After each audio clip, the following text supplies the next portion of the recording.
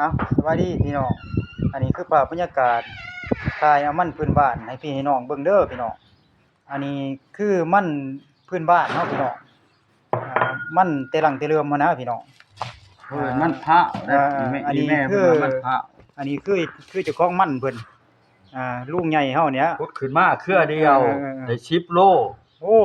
10โลแบ่งขายได้นี่ข่อยพาขายนี่โอ้อันนี้ยังแบ่งขายอยู่บ่โอ้ยแบ่งขายมันได้10โลเจ้าอันน่ะสิเห็นดอกข่อยโลเพชรโอ้ข่อยก็ลองพุดเบิ่งลองเบิ่งโอ้แม่นเด้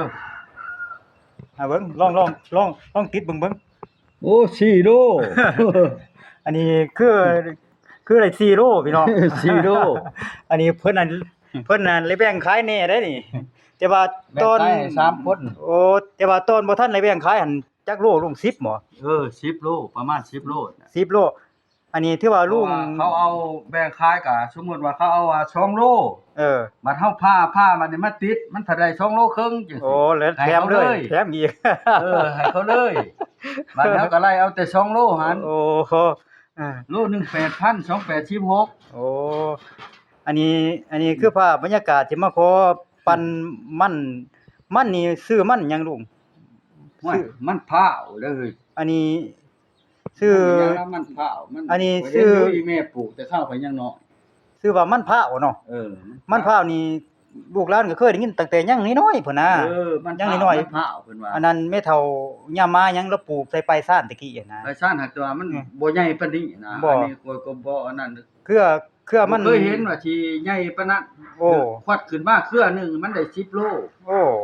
มีหลายเต็มทั่วเบิดนำโอ้ปลูกเครือมันนี่ลักษณะเป็นสี่เหลี่ยมเนาะเป็นสี่เหลี่ยมเนาะแม่นลักษณะสี่เหลี่ยมแม่นแต่ว่าบ่ค่อยเห็นในสวนแล้วมันมีหำในเครือมีหำอีกมีหำมีหำประมาณ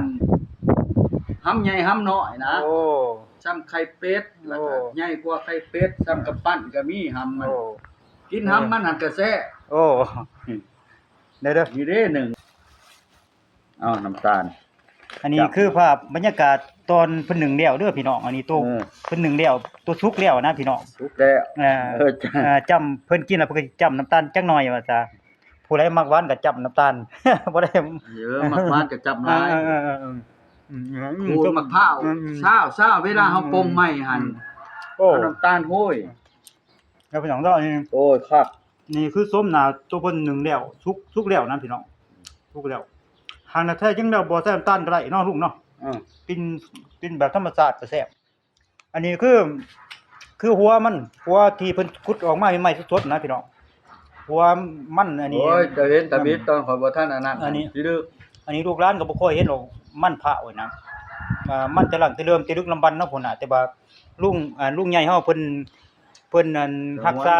จังหวันไว้รักษามูลเสือเมียนว่าซะรักษาแนวพันธุ์เมียนเอาไว้ให้ลูกให้หลานเบิ่งขอใจลุงเด้อขอบใจหลาย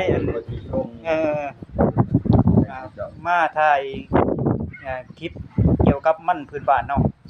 ขอบใจหลายโอ้ลุงใหญ่เฮา